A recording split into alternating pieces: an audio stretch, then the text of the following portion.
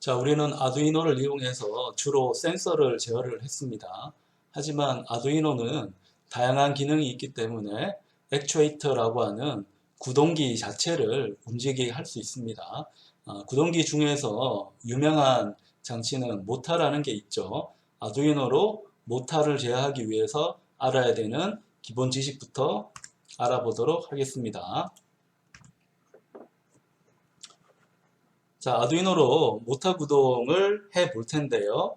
모타 종류와 모타가 구동되는 방식에 대해서 간략히 알아보겠습니다. 자, 우리가 아두이노뿐만 아니고 모타를 구동하려면 모타 셋업을 해 줘야 합니다. 그러니까 모타라고 하는 거는 구동 장치입니다. 그러니까 뱅글뱅글 돌아가는 장치. 근데 이 액추에이터라고 하는 이 모타가 구동되기 위해서는 우리가 보통 회로 구성할 때는 전압을 많이 신경을 쓰는데 이 모타는 기본적으로 자석입니다. 그러니까 전자석이기 때문에 구동되기 위해서는 전류가 아주 많이 흘러야 됩니다. 그래서 전류를 많이 흘린다면 모타는 아주 강력한 힘으로 회전할 수가 있어요. 그래서 이 모타를 구동할 때는 대부분 모타 드라이버라는 걸 사용합니다. 드라이버는 이제 운전기사죠. 운전기사인데 모타를 운전하는 장치. 모타를 운전한다고 하는 건 모타를 구동시키는 장치입니다. 자, 모타를 돌리려고 하면 이 모타는 간단하게 하면 전자석이거든요. 이 전자석이 강력한 힘을 가지려면 자석이 강력해야 되겠죠. 그러면 이 자석을 강력하게 하기 위해서는 전류를 많이 흘려야 됩니다. 누가 전류를 많이 흘리는가 하면 모타 드라이버가 전류를 아주 크게 흘리는 역할을 합니다. 자, 그래서 우리가 아두이노를 이용해서 모타를 구동한다고 할 때도 반드시 뭘 가져야 된다? 모타 드라이버를 가져야 됩니다. 왜냐하면 이 아두이노가 낼 수 있는 전류는 그렇게 많지는 않아요. 아두이노는 그렇게 큰 전류를 내지 못합니다. 왜냐하면 여기에 있는 기본 장치를 보더라도 그렇게 크게 생기지 않았잖아요. 큼지막하지 않기 때문에 그렇게 큰 전류를 흘릴 수는 없습니다. 그래서 큰 전류를 흘리기 위해서는 모타 드라이버라고 하는 게 들어가고 이 모타 드라이버는 큰 전류를 흘리기 때문에 열도 많이 나고 에너지도 많이 먹습니다. 그래서 이 모타 드라이버를 구동시키려고 하면 대부분 파워 스플라이, 외부 전원을 모타 드라이버 쪽에 집어넣어 줍니다. 아두이노도 5V가 있지만 얘를 가지고 모타 드라이버를 할 수는 없어요.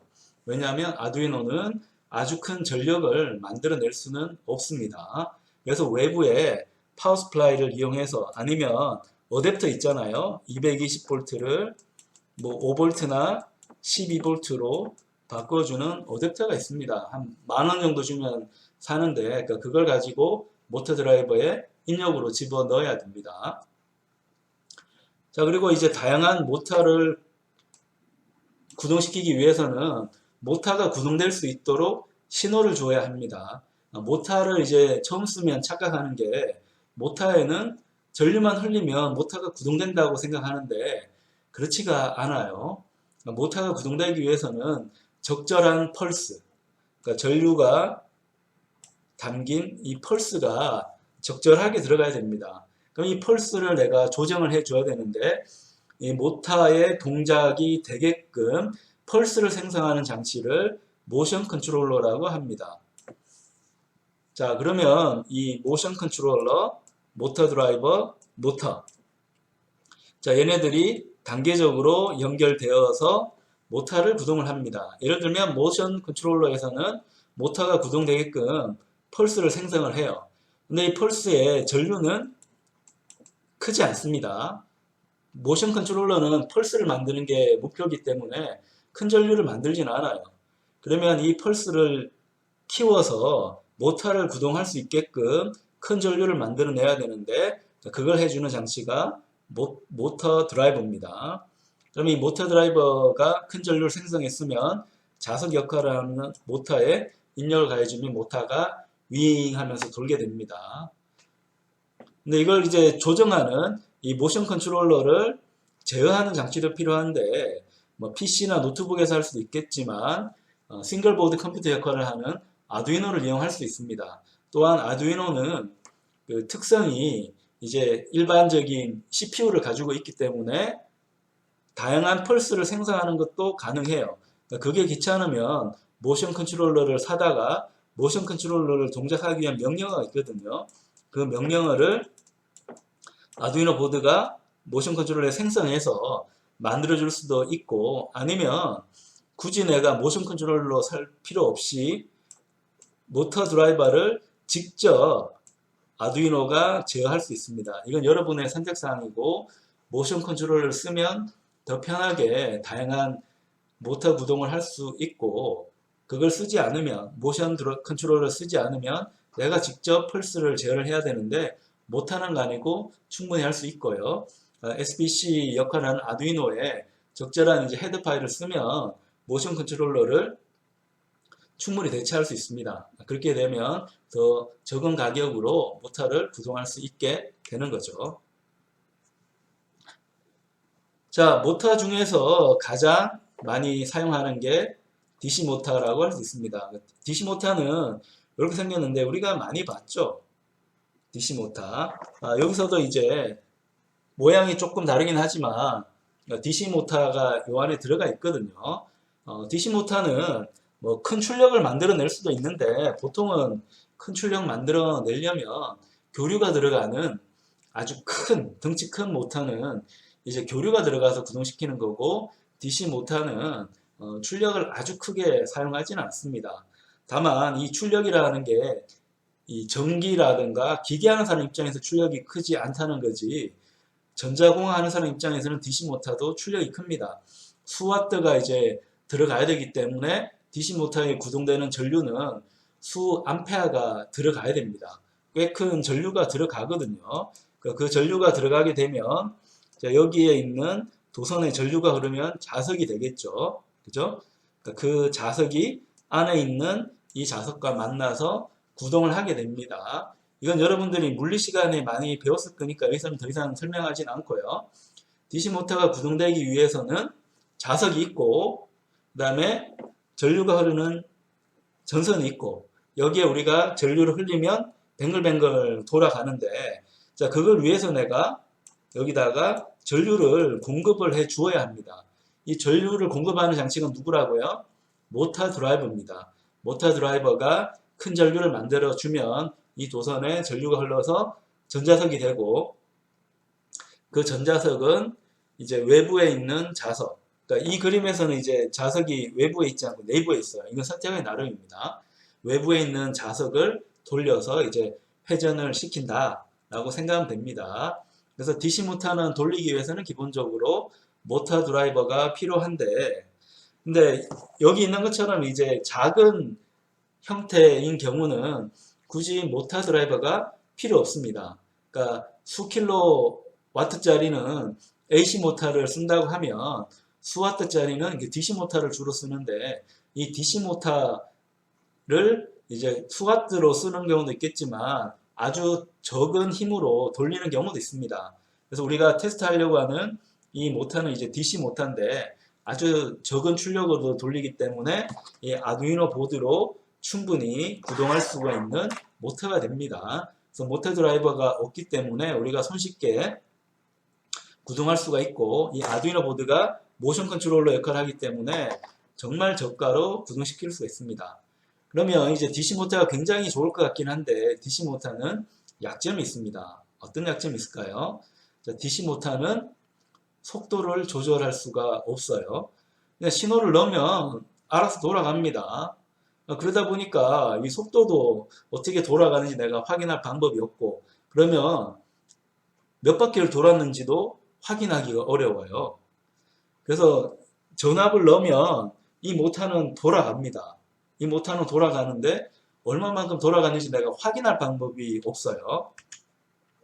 자, 그래서 모터 중에서 피드백을 걸어서 제어하는 모터가 있습니다. 보통 이제 피드백을 걸어서 모터의 위치를 조정합니다. 그러니까 이런 모터를 서버 모터라고 합니다. 이 서버 모터는 안에 구동되는 모터가 DC 모터일 수도 있고, 뭐 AC 모터일 수도 있고, 아니면 스태핑 모터라고 하는 스태퍼일 수도 있고, 이건 별 관계는 없어요. 근데 피드백을 걸어서 정확하게 제어하는 이런 방식으로 구성되는 모타를 서브 모타라고 합니다. 근데 스태핑 모타 같은 경우는 이미 자체적으로 신호를 주면 일정한 위치만큼만 이동하기 때문에 스태핑 모타는 서버 기능을 다는 피드백 기능을 달아서 제어하는 것은 잘 못 본 것 같고요. 주로 속도와 위치를 제어할 수 없는 이런 DC 모타에 서브 모타 기능을 장착을 합니다. 그 말은 이제 피드백을 걸어서 내가 이 모타의 움직임 위치를 확인한다는 거죠. 자, 여기에 있는 이 모타도 마찬가지고요. 여기 초점이 안 맞아서 잘 안 보이는데 여기 기어가 여러 개가 있습니다. 기어가 여러 개가 있어서 모타가 구동되면 여기 기어가 막 움직이겠죠. 움직여서 여기 포텐셜 미터를 하는데 가변 저항입니다. 가변 저항. 가변 저항은 전압을 걸면 어떻게 될까요? 이 저항이 왔다 갔다 변하는 겁니다. 저항이 변하면 전압이 변하겠죠. 전압이 변해서 명령어를 준 기준 전압하고 이제 같은지 다른지를 확인해서 같을 때까지 모터를 계속 돌립니다. 그래서 모터가 움직인 결과를 입력 쪽하고 비교해서 다시 모터 입력으로 넣죠. 그러니까 이런 거를 피드백이라고 합니다. 출력을 확인해서 입력을 바꿔주는 개념을 피드백이라 하는데 서브 모터는 피드백을 써서 정확하게 제어를 할 수 있습니다. 자, 이 서브 모터에서 요 그림에서는 이제 가변장을 사용했는데 가변장을 쓰는 경우 이런 소형 모터인 경우는 가변장을 쓰는 경우가 이제 일반적인데 굉장히 이제 큰 모터, 출력이 큰 모터, 빠르게 돌아가는 모터인 경우는 여기 그림에 있는 것처럼 인코드라고 하는 걸 씁니다. 그러니까 인코드는 뭔가 하면 여기서 LED라고 하는데 어쨌건 빛을 쏘면 구멍이 뚫어져 있거든요. 이 구멍이 회전함에 따라 가지고 펄스를 만들어 주겠죠. 그러니까 LED 빛이 통과했다가 안 했다가 통과했다 안 했다가 하니까 그걸 수신기에서 읽어서 모터의 회전을 검출하는 장치입니다. 그러니까 이런 인코더를 사용해서 DC 모터를 서브 모터로 바꾸기도 합니다. 모터 중에서 요즘은 많이 쓰는 게 DC 모터는 DC를 집어넣으면 뱅글뱅글 도니까 간단해서 많이 사용하는데 이 DC 모터의 위치와 속도를 제어하기가 힘들기 때문에 이 서브 모터 개념을 사용했어요. 근데 그렇게 되면 또 여러 가지 부속품도 붙고 좀 복잡해지기 때문에 요즘은 이 스태핑 모터를 많이 씁니다. 이 스태핑 모터는 스태퍼라고 하는 건데 스텝은 이제 한 걸음 한 걸음이잖아요.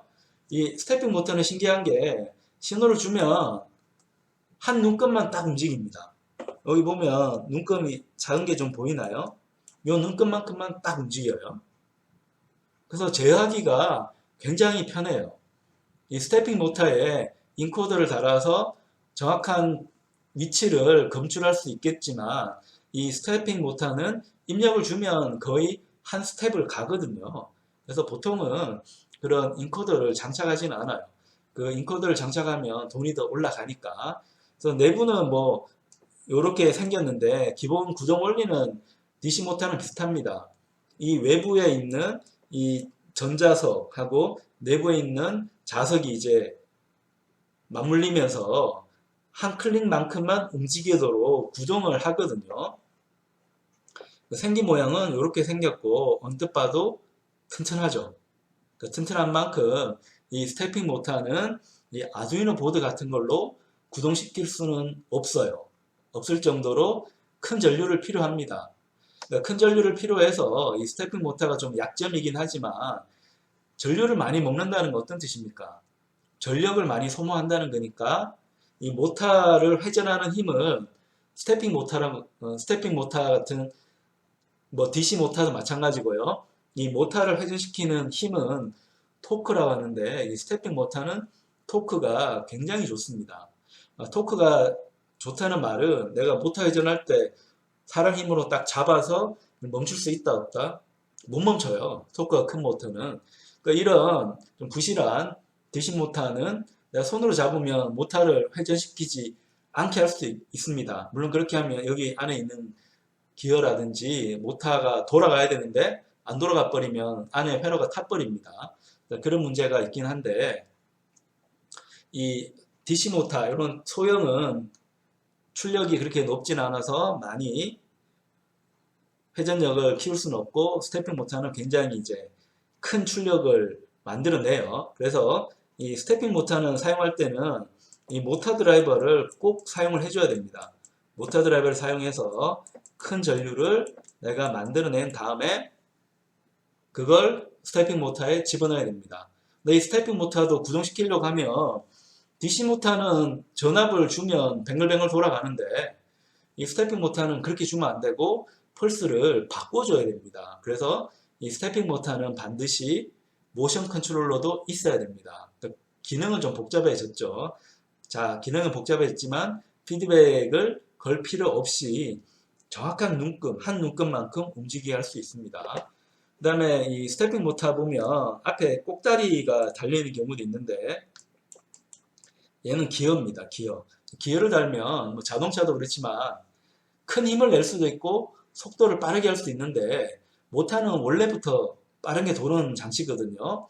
그래서 보통 모터의 기어를 달면 속도를 느리게 만듭니다. 그러니까 속도를 느리게 만들면 지렛대 원리에 의해서 이 느리게 드는 모터는 토크가 굉장히 커집니다. 그걸 위해서는 스태핑 모터 앞에 기어가 장착된 제품을 사면 됩니다. 그래서 기어드 스태핑 모터라는 걸 사면 아주 큰 출력을 가진 스태핑 모터를 사용을 할 수가 있습니다. 자, 마지막으로 이 아두이노의 이 출력 포트 특징을 보겠습니다. 자, 우리가 모터를 아두이노로 구동할 때 착각하는 부분이 있어요. 이 아두이노 보드는 출력을 크게 내지를 못해요. 출력을 크게 내지 못하는데 이걸 가지고 모터를 제어하려고 하면 제어가 될까요? 자, 제어가 될지 안 될지는 우리가 규격을 봐야 됩니다. 자, 이 아두이노 보드에 나오는 출력은 5V로 일정합니다. 전압이 일정하기 때문에 전류를 보면 출력을 알 수가 있어요. 이 아두이노에 보면 디지털 포트가 있잖아요. 뭐 아날로그 포트도 마찬가지인데 여기가 디지털 포트고 이쪽이 아날로그 포트인데 이 포트 하나에 나올 수 있는 최대 전류는 35mA입니다. 이 전류는 그렇게 큰 전류가 아닙니다.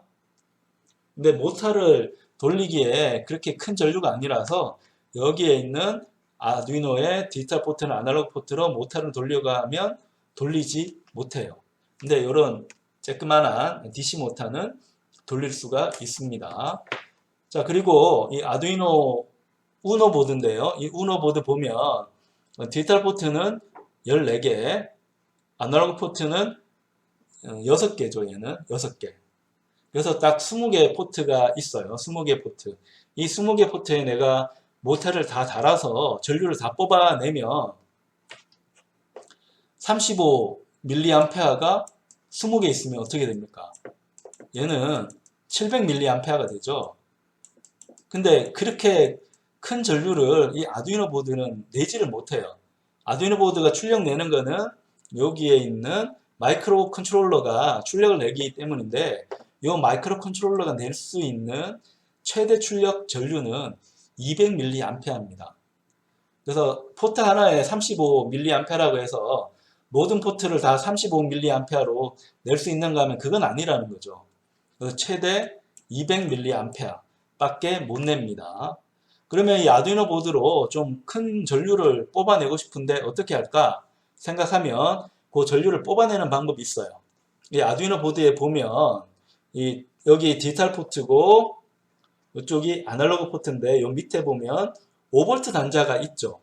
그 5V 단자에서 전류를 뽑아내면 최대 500mA까지 뽑아낼 수가 있어요.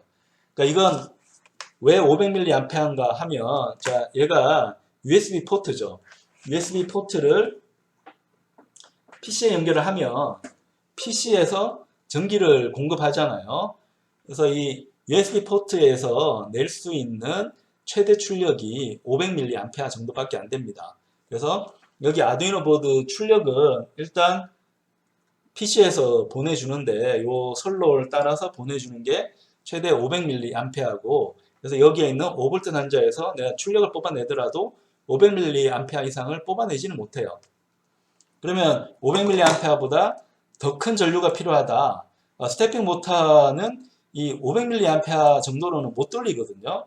어떻게 하는가 하면 여기에 있는 게 모터 드라이버 예시입니다. 굉장히 값싼 한 3,000원, 4,000원 정도면 구입할 수 있는 굉장히 싼 이제 모터 드라이버입니다. 얘는 보통 한 2A까지 흘릴 수가 있어요.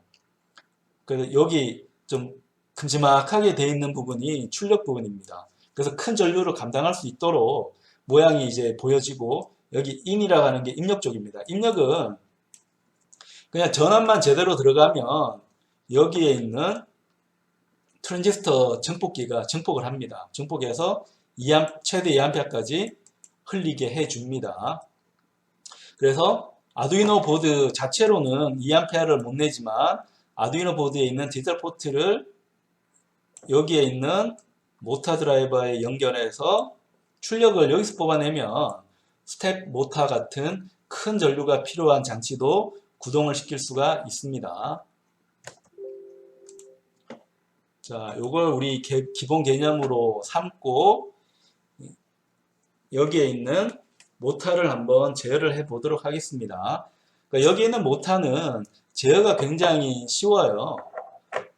자, 이런 DC 모터의 피드백을 건 서버라고 하는데요. 이 서버 모터는 워낙 많이 사용하기 때문에 우리가 클래스를 만들 필요도 없이 아두이노에서 아예 이 클래스를 제공을 해주고 있습니다. 그래서 예를 들어서 내가 사용하고 싶으면 include에서 servo.h라는 헤드 파일이 있습니다. 그럼 서버를 정의할 수 있는데 클래스니까 서버라는 클래스 이름을 쓰고 인스턴스를 이제 만들어 줍니다. 그럼 내가 서버를 사용할 수가 있는 거죠. 내가 굳이 모션 컨트롤러라든가 모터 드라이버가 없어도 얘는 구동시킬 수가 있어요. 굉장히 구조가 간단합니다. 자, 예를 보면 이 색깔이 좀 보이는데 보통 이런 회로에서 요 모터 회로 보면 검정색 보이잖아요. 검정색은 다 접지고요. 빨간색은 5V를 꽂으라는 거고, 나머지 선 하나 있으면 이게 애매하면 다 제어선, 신호선입니다. 그러면 여기 모양대로 이 아두이노에 한번 꽂아 봅니다. 이 검정색 선은 접지에 꽂고요. 자, 여기 있는 빨간색 선은 5V에 꽂습니다. 5V에 꽂아요. 자, 그리고 여기에 있는 요 선은 디지털 포트에 꼽는데 디지털 포트를 잘 보면 이걸 한번 확인할 수가 있습니다. 여기 디지털 포트에 보면 물결 무늬처럼 이렇게 되어 있는 데가 있어요. 여기 포트 옆에 보면 물결 무늬 모양을 볼 수 있습니다. 9번에도 있고 10번에도 있고. 그러니까 얘는 뭔가 하면 이런 물결 무늬하고 번호를 예를 들어 3 이러면 디지털 포트 3번인데 물결이기 때문에 PWM이라고 하는 이 펄스 신호를 낼 수 있는 포트입니다. 이 펄스 신호 낼 수 있는 포트에 이 서버 모터를 꽂아야지 동작을 하거든요. 자, 그래서 얘를 한번 9번에 꽂아 볼까요? 9번에 물결물이 있으니까 9번에 꽂으면 회로 자체는 이렇게 연결된 거를 볼 수 있어요. 9번에 꽂았으니까 9번에 꽂았다고 말을 해줘야겠죠. 그래서 이 서브 모터의 시그널선, 제어선은 9번에 꽂았다는 거, 영어로 이제 붙이는 건 attach니까, 자, attach라고 쓰고 9번이라고 적어줍니다. 9번에 붙여서, 자, 내가 이제 모터를 돌려야 되는데, 이 모터 돌리는 명령어는 굉장히 간단해요. 간단해서, 이 서브 모터에 어떤 각도만큼 움직이라는 거는 right입니다. right이라고 해서 내가 이제 기준각도 0도로 움직이라고 하면 0이라고 치고요. 움직일 만큼 시간이 필요하니까 딜레이를 얘들아 한 1초 정도 줍니다. 1초 정도 주고 그 다음에 이 서버를 90도만큼 움직이게 할 수 있습니다. 90도. 그 다음에 딜레이 주고 다시 이 서버 모터를 180도만큼 움직이게 할 수도 있어요. 그럼 뭐 180도, 270도 될 것 같은데 이런 이제 작은 크기의 서버 모터는 방향을 360도 완전히 회전하도록 하는 경우는 별로 없고 약간만 회전하게 합니다. 뭐 90도짜리도 있고 180도짜리도 있는데 얘는 180도를 돌리는 이제 모델입니다. 그건 제품마다 다르니까 여러분이 그 제품의 데이터 시트를 한번 보면 됩니다. 봐서 이 서버 모터의 회전을 여러분이 한번 확인을 해보면 됩니다. 그래서 서버 모터 떼고 내가 장착한 서버 모터 번호를 이제 적어주고요. 9번이라고 장착을 해주고 그 다음에 이 서버 모터를 돌리고 싶으면 이 서버 모터에 라이트를 해주면 됩니다. 그러면 정의된 각도가 있기 때문에 그 각도만큼 회전을 합니다. 자, 컴파일 한 다음에 한번 기능이 동작하는지 확인을 해 보겠습니다. 자, 피드백을 걸기 때문에 정확하게 그 각도만큼 회전을 합니다. 그래서 업로드를 한번 해 보겠습니다. 자, 업로드해서 회전되는 특성을 확인을 해 보겠습니다.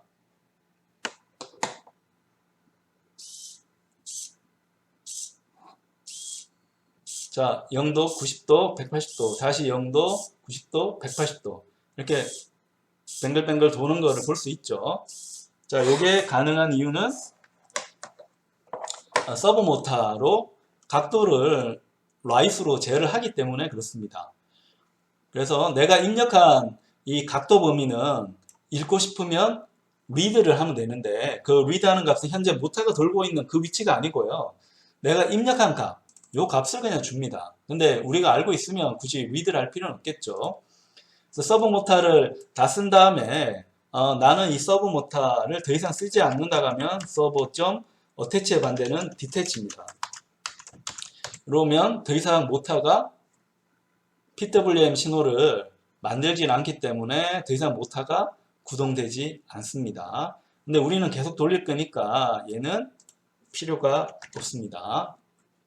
근데 서버 모터를 내가 하나만 아니고 여러 개 쓴다고 하면 또 서버 해가지고 서버 1 이렇게 해서 이 서버 모터에 대해서 서버 1.attach 해서 예를 들어 10번이 되는지 안 되는지 보려면 여기에 있는 아두이노 보드에 10번이라는 숫자에 물결무늬 있는 걸 봐야 되는데 물결무늬가 있기 때문에 이 경우도 서버 모터의 출력으로 사용할 수가 있습니다. 자, 그런 특성들이 있다는 거. 그러니까 서버 모터를 쓰고 싶으면 서버라는 클래스에 대한 헤드 파일을 집어넣고 그 다음에 서버라는 클래스를 이름으로 해서 변수 서버를 선언을 해주고요. 내가 쓰고 싶은 포트 번호가 있죠. 그 포트 번호를 어태치해서 붙여주고 모터를 이제 보내고 싶은 위치가 있으니까 그 각도 위치입니다. 각도 0도, 90도, 180도. 그러니까 0, 1, 2, 3, 4부터 180까지 집어넣을 수가 있어요. 그래서 그걸 넣어서 제어를 해주면 된다. 그래서 9번 포트를 다 쓰고 나면 디태치를 해주면 9번 포트는 그 다음부터 일반 디지털 포트로 사용할 수가 있게 됩니다.